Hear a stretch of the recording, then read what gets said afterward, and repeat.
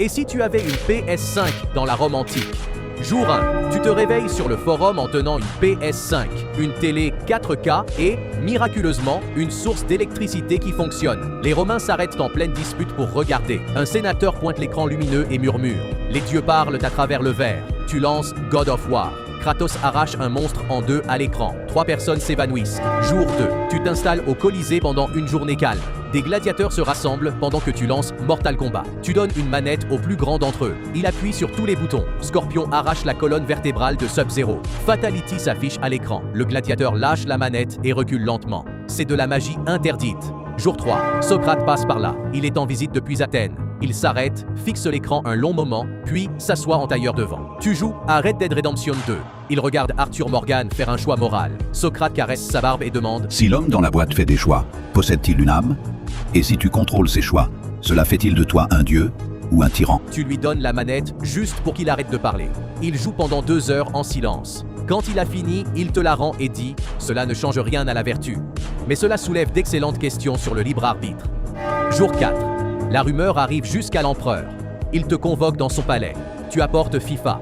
Il regarde des athlètes numériques courir sur une pelouse parfaite et demande comment tu as capturé leurs âmes. Tu essaies d'expliquer les pixels.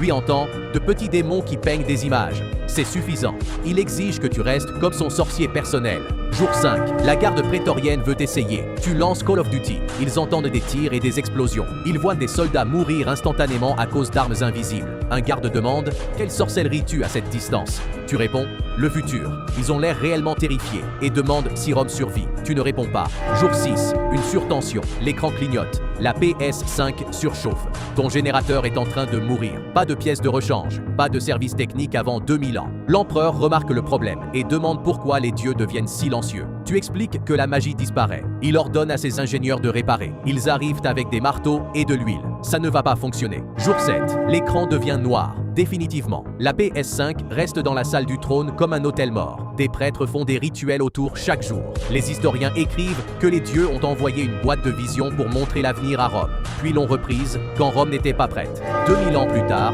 des archéologues la retrouvent enterrée sous le marbre, sans la moindre idée de comment elle est arrivée là. Alors voici la question. Si tu apportais la technologie la plus avancée au plus puissant empire du monde, mais qu'elle mourrait en une semaine, as-tu vraiment changé quelque chose ou simplement semé la confusion ?